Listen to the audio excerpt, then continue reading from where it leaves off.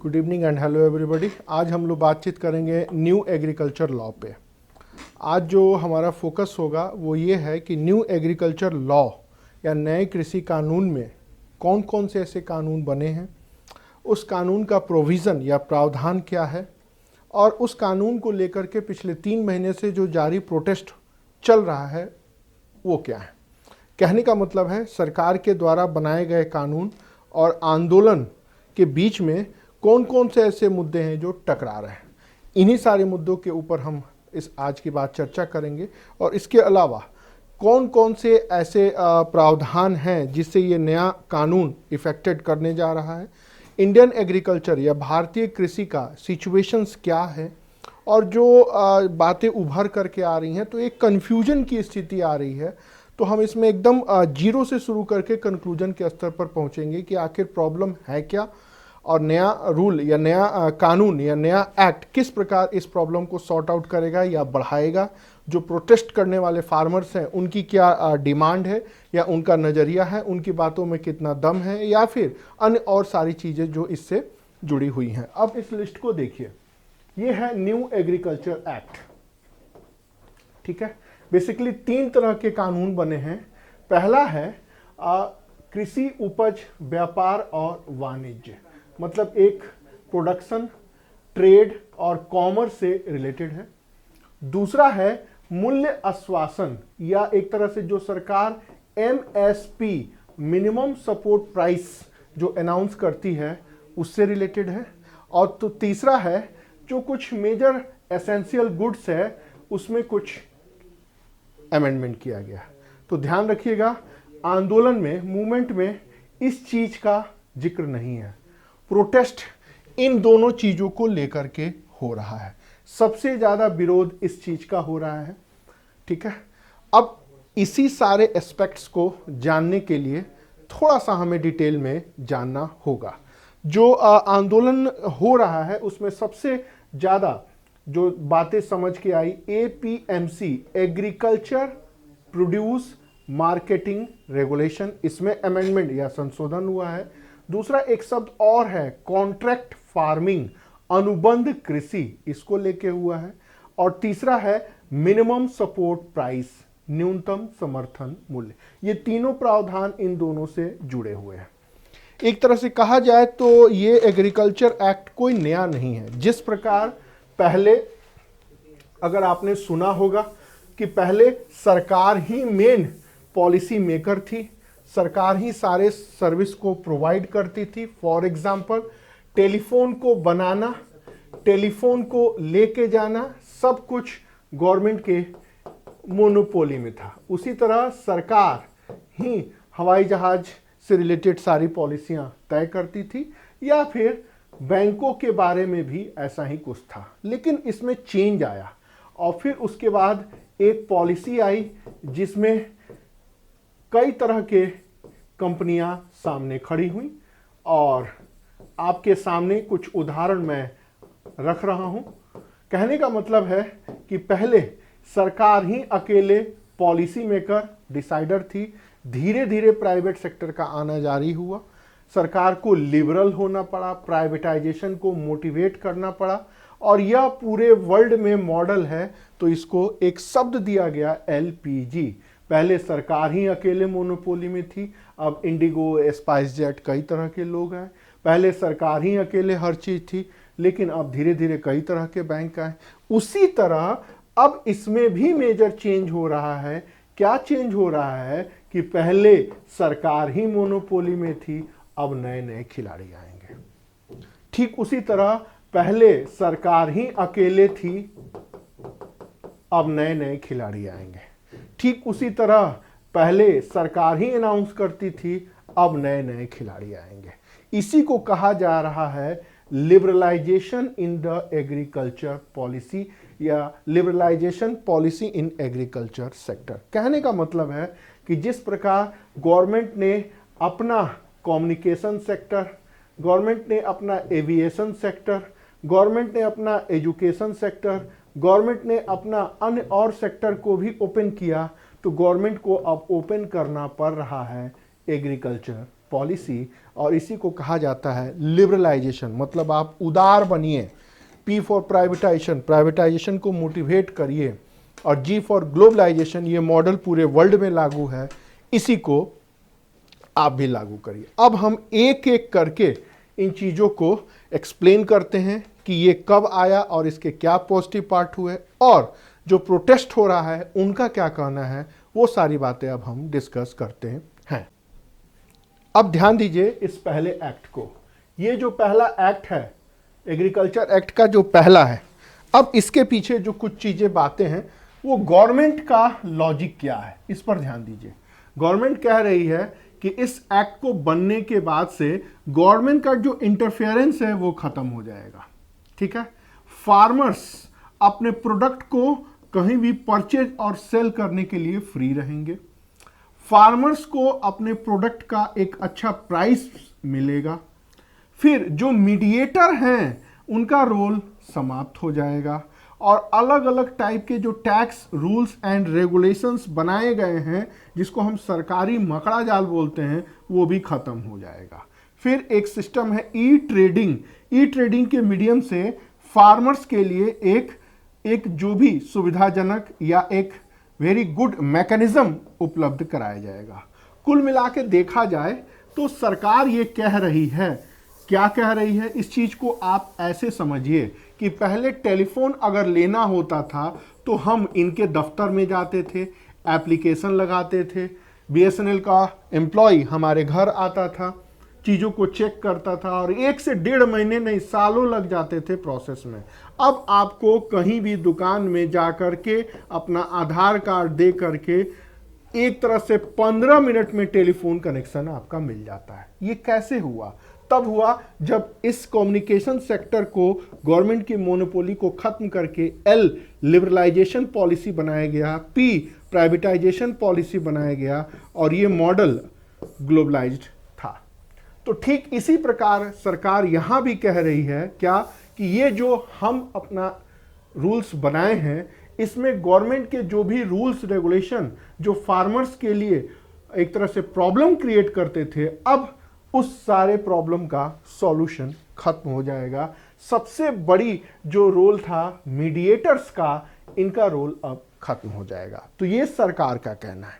अब इस कानून का विरोध जो किसान आंदोलनकारी हैं वो क्या कह रहे हैं, या फिर इन सारे लॉजिक का एक तरह से अपोज क्यों कर रहे हैं, अब उनके बारे में हम बात करते हैं। अब इसको देखिए, ये है हमारे फार्मर जो प्रोटेस्ट कर रहे हैं।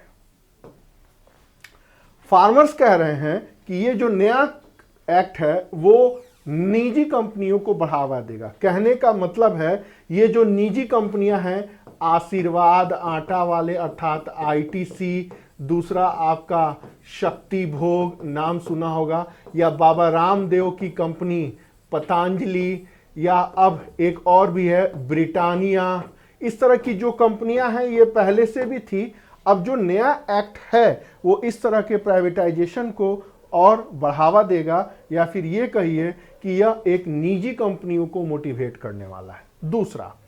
दूसरा जो ये लोग विरोध कर रहे हैं वो ये कह रहे हैं कि जो सरकार ने कहा है ना कि ये आपकी जो पहले सारी सेल और परचेज की पॉलिसी को खत्म कर देंगे, ये प्रकार के जो रूल्स रेगुलेशंस है वो खत्म हो जाएगा। तो विरोधी कहते हैं कि इस कानून से, किसान जो विरोध कर रहे हैं वो कहते हैं कि इस कानून से जो भी मंडियां हैं, जो कृषि उपज बाजार समिति हैं, उनका रोल खत्म हो जाएगा। जैसे आप कहीं भी जो भी जिले में रहते हैं, जैसे दिल्ली में आप बात करें तो एक मंडी है जिसका नाम है आजादपुर, दूसरी मंडी है गाजीपुर। ठीक उसी तरह आप कहीं भी रहते हैं तो उसका एक होलसेल मार्केट होता होगा जो सुबह सुबह किसानों के प्रोडक्ट को खरीदता होगा और शाम को जाकर के आप रिटेल में उससे खरीदते हैं। तो जो प्रोटेस्ट करने वाले फार्मर्स हैं वो यही कह रहे हैं कि जो ये नया लॉ है वो सारे के सारे जो वेजिटेबल्स या फूड प्रोडक्ट्स बेचने वाले मंडियां हैं उनको खत्म कर देगा। तीसरा जो प्रोटेस्ट करने वाले प्रोटेस्टर हैं वो ये कह रहे हैं कि इस नए कानून से जो एक मिनिमम प्राइस मिलती थी प्रोडक्ट का वो अब नहीं मिलेगा। कारण क्या है कि आईटीसी वाले लगेंगे मोल भाव करने, तो वो फार्मर्स को अब नहीं मिलेगा। ठीक उसी तरह जो सबसे ज्यादा विरोध हो रहा है वो एमएसपी का हो रहा है। प्रोटेस्टर कह रहे हैं कि सरकार इस कानून के आड़ में अभी मिनिमम सपोर्ट प्राइस, जैसे सरकार हर साल 23 प्रकार के फसलों का एक न्यूनतम समर्थन मूल्य घोषित करती है। फॉर एग्जाम्पल, सरकार ने कह दिया कि इस बार 1900 रुपए पर क्विंटल गेहूं का रेट होगा। कहने का मतलब है कहीं भी 1900 रुपए से भाव नीचे नहीं गिरेगा, सरकार भरोसा दे रही है, इससे भाव या रेट ऊपर ही रहेगा। तो प्रोटेस्टर कह रहे हैं कि इस कानून के आड़ में सरकार एमएसपी को खत्म कर देगी। सबसे ज्यादा जो राजनीति हो रहा है वो इसी को लेकर के हो रहा है। इसका अगला टारगेट कह रहे हैं प्रोटेस्टर कि अगर मंडी के बाहर खरीद और बिक्री होगी तो एमएसपी पर सरकार अपना रुख साफ नहीं कर रही है। हालांकि 1 तारीख को जो बजट आया है उसमें सरकार ने खुल के बोला है कि एमएसपी की खरीद चलती रहेगी, लेकिन सरकार इसको रिटर्न में लिख के नहीं दे रही है। तो सारा जो अविश्वास है वो इन्हीं चीजों को लेके आ रहा है कि प्रोटेस्टर कह रहे हैं कि गवर्नमेंट एमएसपी खत्म कर देगी और गवर्नमेंट का एमएसपी पर अपनी कोई क्लियरिटी नहीं है। तो जो पहला कॉन्सेप्ट उभर करके आ रहा है, फैक्ट बन के आ रहा है कि सरकार इस कानून के आड़ में सरकारी मकड़ा जाल को फ्री करने की बात कर रही है। वहीं प्रोटेस्टर ये कह रहे हैं कि इसमें प्राइवेट कंपनियां आएंगी, मंडी खत्म हो जाएगा, किसानों को प्राइस नहीं मिल पाएगा और एमएसपी गवर्नमेंट आगे चल के धीरे धीरे खत्म कर देगी। तो जो पहला कानून का ये पक्ष और विपक्ष है, या कहिए सरकार का पक्ष और फार्मर जो प्रोटेस्ट कर रहे हैं उनके पक्ष की बातें कुछ इसी तरह। दूसरे एक्ट पर ध्यान दीजिए। दूसरा एक्ट जो है वो प्राइस और फार्मर सर्विसेज को लेकर के है। गवर्नमेंट ने इसको फार्मर एम्पावरमेंट का नाम दिया है। अब सरकार का जो प्रोविजन है या सरकार का जो कहना है वो क्या कहती है? सरकार कहती है कॉन्ट्रैक्ट फार्मिंग से एक पॉलिसी बनाने का प्रावधान होगा। अब क्या होगा, इस चीजों को थोड़ा सा ध्यान से देखिए। कहने का मतलब है कि ये मान लीजिए किसान का प्रोडक्ट है, किसान ने इतने बड़े लैंड के ऊपर अपना प्रोडक्ट उगाया। अब प्राइवेट कोई भी कंपनी आएगी, जैसे आईटीसी या महर्षि पतंजलि का जो भी कह ले, बाबा रामदेव की कंपनी, वो इस फार्मर से कॉन्ट्रैक्ट करेगी, कहेगी कि भाई हमें तुम 10 क्विंटल उगा के दे दो और हम तुम्हें इतना पैसा देंगे। तो अब किसान मार्केट के डिमांड के अनुसार प्रोडक्शन करेंगे और उनको प्राइस भी मिलेगा। इस कानून की जरूरत इसलिए भी थी कि एक तरफ हमारे देश में गेहूं और चावल का बफर स्टॉक पड़ा हुआ है और दूसरी तरफ दलहन और तिलहन, पल्सेस और एक तरह से फूड ऑयल इंपोर्ट होता है। एक बड़ा अजीब विडंबना है, एक तरफ ये सारे अनाज सड़ रहे हैं और दूसरी तरफ आपकी दालें, तिलहन ये सारे कुछ बाहर से मंगाना पड़ रहा है। तो लगातार ये चीजें चलती रह रही हैं। फिर ये जो प्रोडक्शन हो रहा है, गोदामों में अनाज भरे हैं, आपने देखा होगा एफसीआई का भी फोटो वगैरह, अनाज सड़ रहा है, पशु पक्षी खा रहे हैं, बारिश में सड़ गया, तो ये सब चीजें चल रही हैं। तो गवर्नमेंट का कहना है कि अगर कॉन्ट्रैक्ट फार्मिंग आएगी तो फिर एक तरह से पॉलिसी बनेगी और ये एग्रीकल्चर सेक्टर से जुड़ करके जो कुछ भी मेजर फैसिलिटी है उसको ये अरेंज कराएगा। फार्मर्स खुद डिसीजन ले लेंगे, ठीक है, और फार्मर्स को मार्केट का जो जोखिम है, मार्केट का जो रिस्क है, उससे भी एक तरह से आराम मिलेगा। फॉर एग्जांपल सुनिए, मान लीजिए हमने गेहूं उगाया, बारिश नहीं हुई तो प्रॉब्लम, ज्यादा गेहूं हो गया तो प्रॉब्लम, मंडी में कोई और आ गया तो प्रॉब्लम, इस तरह की चीजें थी। बीच बीच में सुना होगा आलू महंगा हो जा रहा है, प्याज महंगा हो जा रहा है, हरी सब्जियां महंगी हो जा रही हैं, सरसों तेल महंगे हो जा रहे हैं। क्यों महंगे हो जा रहे हैं? उसके पीछे कारण है क्या कि सिर्फ मिनिमम सपोर्ट प्राइस के चक्कर में चावल और गेहूं की खूब सारी खेती हुई, अन्य सारी चीजों के ऊपर फोकस ही नहीं किया गया। तो ये दूसरा कानून कह रहा है कि कॉन्ट्रैक्ट फार्मिंग से ये चीजें होंगी और जो एक प्राइस का फ्लक्चुएशन होता है, अप एंड डाउन होता है, उससे एक तरह से फ्रीडम मिलेगा और किसानों को एक फिक्स इनकम भी मिलेगा।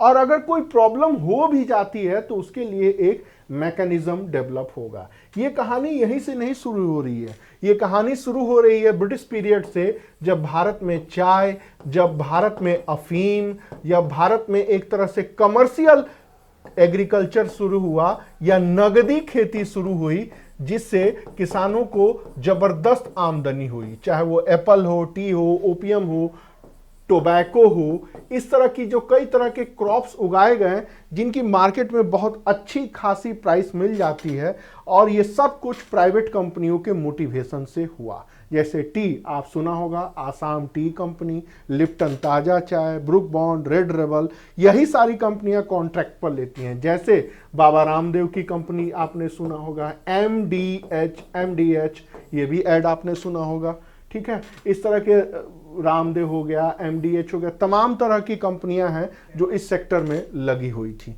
तो पहले तो ये गिने चुने थे, अब इन्हीं के रोल को फ्री किया गया है, बढ़ाया गया है। तो ये गवर्नमेंट का एक कहना है कि कमर्शियल क्रॉप कमर्शलाइजेशन से, या ये कहिए कॉन्ट्रैक्ट फार्मिंग से, जितनी भी तरह की प्रॉब्लम है वो सॉर्ट आउट होगी। अब इसी चीज का विरोध कर रहे हैं प्रोटेस्टर या आजकल के जो आंदोलनकारी हैं। वो क्या कह रहे हैं? ये कह रहे हैं कि कॉन्ट्रैक्ट फार्मिंग फार्मर्स के जमीनों को कैप्चर कर लेंगे और फार्मर मालिक से लेबर बन जाएंगे। मतलब कहने का मतलब है कि जमीन कब जा सकते हैं। दूसरा ये तर्क कह रहे हैं कि प्राइवेट कंपनियां किसानों का सिर्फ शोषण करेंगी, मतलब औने पौने दामों में खरीदेगी। हालांकि ये बात एक थोड़ा सा सच भी है कि लेस बनाने वाली कंपनी ने कुछ खास आलू उगाए और फिर बाद में आलू को खरीदना बंद कर दिया। ठीक उसी तरह किसान जैम ने खूब सारे टमाटर उगवाए, बाद में टमाटर उगाना बंद कर दिया। हालांकि कुछ चीजें अच्छी भी आई हैं, जैसे फॉर एग्जांपल टाटा ने बहुत अच्छा काम किया, शक्ति भोग ने बहुत अच्छा काम किया, आईटीसी ने बहुत अच्छा काम किया। तो ये मिला जुला भारत में एक रहा है। तीसरा जो हमारे प्रोटेस्टर कह रहे हैं, तीसरा ये कह रहे हैं कि जो अंग्रेजी कंपनियां ही हैं, जो प्राइवेट कंपनियां कह रही हैं, वो तरह तरह के बहाने बना करके सही प्राइस फार्मर्स को नहीं देंगे। बिल्कुल वही सारी बात, जैसे आलू उगाया और फिर बाद में कहा कि नहीं हम इस रेट में नहीं करेंगे। फिर ये कह रहे हैं कि ये जो मैकेनिज्म की गवर्नमेंट बात कर रही है वो एक और नए नए प्रोविजन में किसानों को उलझा देगा। तो दूसरे कानून का जो विरोध हो रहा है वो विरोध इसी को लेकर के हो रहा है कि प्राइवेट सेक्टर आएगा तो किसानों का प्रॉब्लम बढ़ाएगा, प्राइवेट सेक्टर आके जमीन पर कहीं कब्जा कर लेगा, प्राइवेट सेक्टर औने पौने दाम में चीजों को खरीदेगा, प्राइवेट सेक्टर पहले किसानों को खरीद लेगा अच्छे पैसे देके, बाद में धीरे धीरे कम करेगा। और जो गवर्नमेंट इस प्रॉब्लम को सॉर्ट आउट करने के लिए मैकेनिज्म अदालत टाइप की जो व्यवस्था बना रही है, तो भारत के अदालत पहले ही आपके कैसे हैं उसके लिए एक ही डायलॉग काफी है, तारीख पे तारीख। तो जब सामान्य अदालतों से लोगों को न्याय नहीं मिलता तो इसके लिए एक अलग अदालत बनाएंगे तो अलग तरह की समस्या उभर करके आएगी। तो ये दूसरे कानून का विरोध कुछ इसी आधार पे हो रहा है। अब थोड़ी सी समीक्षा करते हैं इस मुद्दे के ऊपर कि क्या जो किसान कह रहे हैं वो सच में सही है। एक जो बात कही जा रही है जमीन पर गुलाम, मतलब जमीन कब्जा लेंगे, ये टोटली बात गलत है। भाई जमीन आपका है, कॉन्ट्रैक्ट एक समय के लिए होता है, नाम आप ही का रहेगा, आपके जमीन पर आपको सिर्फ खेती करनी है और प्राइवेट सेक्टर आपको खरीदेगा। तो यहां पर जो एक प्रोटेस्ट में जो बातें उभर करके आ रही हैं कि प्राइवेट कंपनियां जमीन कब्जा लेंगी, ये टोटली गलत बात है। ये सिर्फ गुमराह करने के लिए या ये कहिए कंफ्यूजन करने के लिए बातें कही जा रही है। दूसरे मुद्दे के ऊपर आए, प्राइवेट कंपनियां किसानों का सिर्फ शोषण करेगी, ऐसा नहीं है। बहुत सारी, जैसे मैंने आपको बताया, ब्रुक बॉन्ड का नाम बताया, हिंदुस्तान लीवर का नाम बताया, टाटा का बताया, आईटीसी का बताया, एमडीएच का बताया, कि ये सब तमाम तरह की कंपनियां हैं जो लंबे समय से 150-150 साल से बिजनेस कर रही हैं। इन्होंने कभी भी शोषण नहीं किया। कभी टाटा के बारे में आपने सुना है कि चाय की खेती हो रही है उसने किसानों का शोषण कर लिया? नहीं, ऐसा कुछ नहीं है, क्योंकि इनका एक निश्चित टाइम पर कॉन्ट्रैक्ट होता है। तो ये भी कहना कि सिर्फ शोषण करेंगी ऐसा नहीं है, अगर उसमें प्रॉब्लम आती है तो उसको सॉर्ट आउट भी किया जा सकता है। अब ये कहना कि प्राइवेट कंपनी वाले सिर्फ शोषण करते हैं, लेकिन देख लीजिए जियो का, एयरटेल का बोर्ड आके आने के बाद क्या कहा। ये कहना कि प्राइवेट चैनल सिर्फ फालतू की चीजें आती हैं, तो भाई सारे टीवी चैनल बंद कर दो, सिर्फ दिखाओ मिले सुर मेरा तुम्हारा दूरदर्शन, तो आज आपके सामने है ना। ठीक उसी तरह विविध भारती, और उसके सामने आपके 24 घंटे ये गाने वाले चैनल हैं। तो ये कहना कि प्राइवेट सेक्टर सिर्फ शोषण ही करता है, ये गलत अवधारणा है। एसबीआई के कामकाज के करने के तरीके में और आईसीआईसीआई बैंक के कामकाज के करने के तरीके में अंतर देखिए। एक आपका बिहार या उत्तर प्रदेश के रोडवेज की बसों को देखिए और एक प्राइवेट रोडवेज के बसों को देखिए, आपको अंतर साफ दिखेगा। या फिर दिल्ली मेट्रो देखिए और इंडियन रेलवे देखिए, उसमें भी आपको अंतर दिख जाएगा। तो सिर्फ प्राइवेट सेक्टर को कोसना कि ये गलत है, ये एक नैरेटिव है जो 70-75 सालों से लगातार भारत में चल रहा है कि नहीं सरकारी होगा तो अच्छा होगा। वास्तविकता तो ये है कि भारत में सरकारी नौकरी को छोड़ के कुछ भी सरकारी अच्छा नहीं है। क्या आप अपने घर के बच्चों का इलाज सरकारी हॉस्पिटल में कराएंगे? बिल्कुल नहीं। सरकारी स्कूल में कोई नहीं पढ़ाना चाहता, सरकारी बसों से आना जाना कोई नहीं जाना चाहता। तो ठीक उसी तरह 5 रुपए में सरकारी हॉस्पिटल में जाके दवा लेंगे, कोई नहीं जाना चाहता। बच्चों को मिड डे में स्कूल में पढ़ाएंगे, कोई माँ बाप नहीं चाहता बच्चों को पढ़ाना। फिर सरकारी का कोई कॉन्सेप्ट नहीं है, कोई बीएसएनएल का सिम नहीं लेना चाहता है, कोई दूरदर्शन नहीं देखना चाहता है, इनफैक्ट कोई एयर इंडिया से भी उड़ के नहीं जाना चाहता है। और सरकारी ट्रेनों का हालत आप देख रहे हैं। और भी गवर्नमेंट जॉब के प्रति जो नशा है वो इसीलिए है कि इसमें करप्शन करने, काम न करने की एक पूरी छूट मिली है। तो ये जो एक सरकारी मानसिकता है और जो एक ये प्राइवेट सेक्टर को भला बुला कहा गया है, तो इसका असर भी यहाँ पर ये आपको दिखता होगा कि एक माहौल बनाया गया है कि प्राइवेट कंपनियां किसानों को शोषण करेंगी। ये भी गलत बात है। ठीक है, ये कहा जा रहा है कि कंपनियां किसानों से कॉन्ट्रैक्ट बना के उनके प्राइस सही नहीं देंगी। ये आप कह सकते हैं कि इसमें 30% सच्चाई है, लेकिन इसको भी कंट्रोल किया जा सकता है। और ठीक उसी तरह कि किसान एक नए मैकेनिज्म में फंस जाएंगे। तो भाई इसी तरह कोई नया सिस्टम ही नहीं आएगा।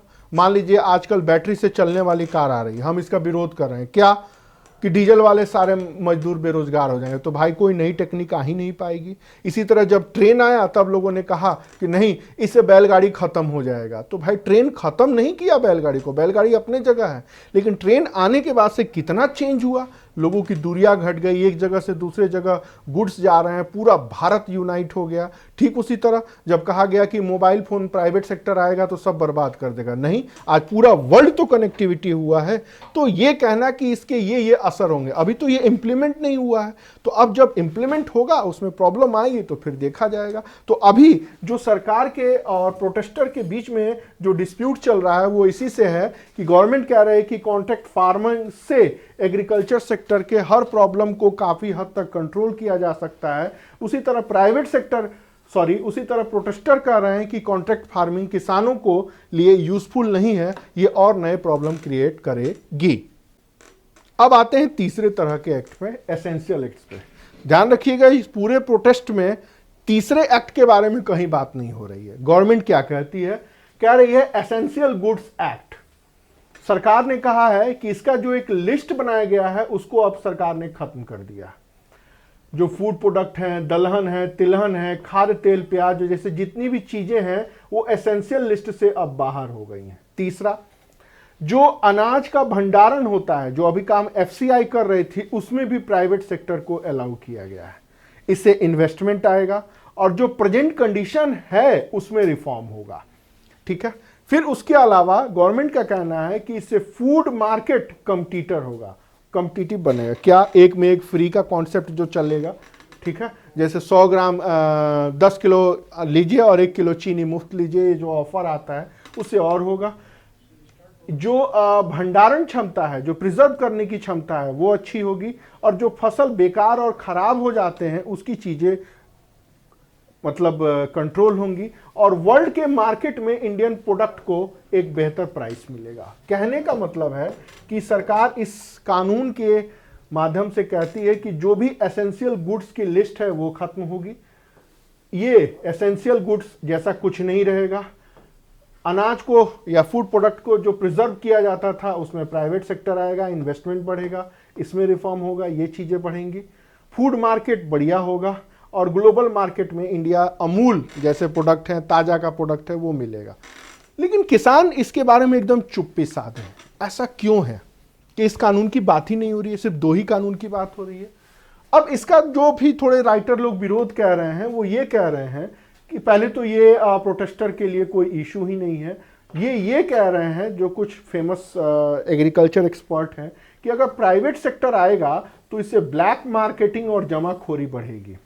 लेकिन सारे आंदोलनकारी चुप हैं। जानते हैं क्यों? क्योंकि ये बढ़ाने में हमारे अपने ही लोग तो हैं। इससे इनका ये कहना है कि प्राइवेट सेक्टर आर्टिफिशियल क्राइसिस को इन्वॉल्व करेगा और इन्फ्लेशन या महंगाई और बढ़ेगी।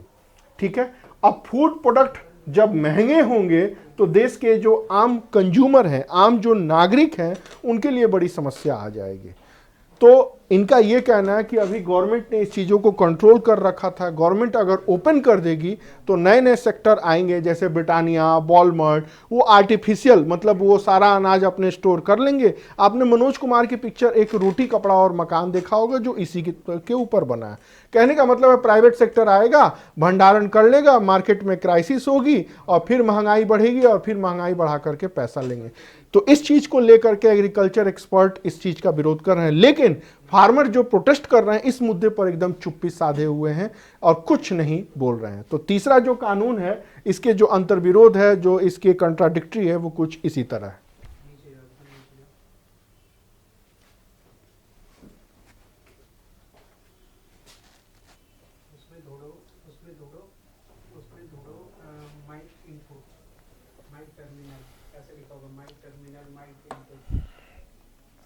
अब आते हैं कि इस नए एक्ट के तहत जो कुछ भी प्रोविजन किया गया वो क्यों किया गया, उसका क्या इंपैक्ट पड़ा और उसमें क्या क्या होना चाहिए। तो ये अभी तक हम लोगों ने जो भी बातें की वो नए कृषि कानून से रिलेटेड था, उसके दोनों पक्षों को मैंने दिखाया। तो अब हम लोग बात करते हैं कि जिसको गवर्नमेंट हटा रही है, जिसमें रिफॉर्म कर रही है, वो क्यों आया, उसके क्या इंपैक्ट हुए। सबसे पहले बात करते हैं एपीएमसी। इस चीज को जानने के पहले आपको याद करना पड़ेगा, जब प्रधानमंत्री नेहरू जी के बाद 1960 के दशक से भारत में मौसम खराब होने लगे, बाढ़ भी आया, सूखा भी आया, स्थिति बहुत खराब हो गई। जब 62 में चीन से लड़ाई हुई, उसके बाद एक निराशा था। 64 में नेहरू जी की मृत्यु हो गई और 1965 में शास्त्री जी प्रधानमंत्री बने और इसी समय भारत और पाकिस्तान की जंग भी हुई। ये वही स्थिति थी जब इस देश में बहुत फूड क्राइसिस हुई और हमने अमेरिका से अनाज मांगा।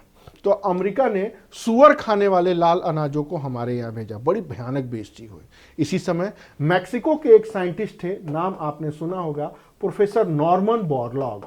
उन्होंने कुछ जेनेटिकली मॉडिफाइड सीड्स बनाया और कहा कि ये आप सीड्स अपने अपने देशों में ले जाइए और इसको बोइए, इससे प्रोडक्शन बढ़ेगा। वो हमारे यहाँ भी आया और पंजाब और हरियाणा और वेस्ट यूपी जो एक पूरा कहा जाए कि फर्टाइल एरिया था, वहाँ बोया गया, प्रोडक्शन बढ़ा और बढ़ा। तो इसी पर एक साइंटिस्ट थे, उन्होंने कहा now India is surviving the position of green revolution. Bharat हरित क्रांति के दौर से गुजर रहा है। इस हरित क्रांति को जन्म देने के लिए सरकार ने कुछ ऑर्गेनाइजेशन बनाए। सरकार ने कहा आप कुछ भी उपजाइए, खरीदेंगे हम। तो एफसीआई बना 1964 और 65 के बीच में। ठीक सरकार ने कहा कि आप कुछ भी उपजाइए, हम एक मिनिमम सपोर्ट प्राइस आपको देंगे। और इस तरह एक और ऑर्गेनाइजेशन बना, commission of agriculture cost and price, और अनाउंस किया गया मिनिमम सपोर्ट प्राइस। ये भी 1964 के आसपास हुआ था। इसके अलावा जो कुछ भी राज्यों के पास अपना एक मार्केट था, उसके लिए एपीएमसी एक्ट बनाया गया और यह एक्टिव हुआ। तो अब जो कहानी है वो एफसीआई, एमएसपी और एपीएमसी की कुछ इसी तरह है और इसका क्या इंपैक्ट पड़ा, अब हम लोग उसकी चर्चा करते हैं। 1960 के आसपास ये एमएसपी एक्टिव हुआ।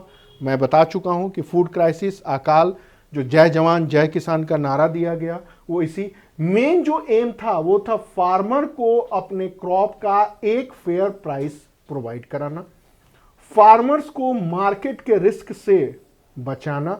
और इस एक्ट के माध्यम से एक मार्केट कमेटी बनाई गई जिसमें कई तरह के प्रोविजन रखे गए। और इसमें देश में एक मार्केट का एक बड़ा विशाल स्ट्रक्चर बना, इसे स्टेबिलिटी आई, फूड प्रोडक्शन में हम इंडिपेंडेंट हुए, फेमिन और फूड क्राइसिस से हमें मुक्ति मिली।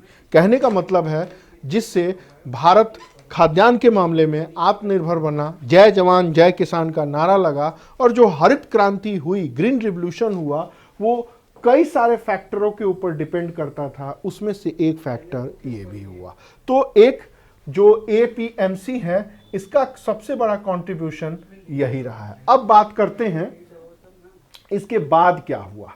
समय के साथ साथ जो एपीएमसी है वो अन्य लोगों के साथ कम्युनिकेशन नहीं कर पाया। फार्मर्स को जो अपनी जो प्रोडक्ट की जो प्राइस मिल रही थी और जो देश के आम नागरिक उसको खरीद रहे थे, इसका अंतर बढ़ता गया। फॉर एग्जांपल देखिए, सूखी लकड़ी की कीमत 100 रुपए किलो पहुंच गई और गन्ने की कीमत 10 रुपए, उतना ही रही।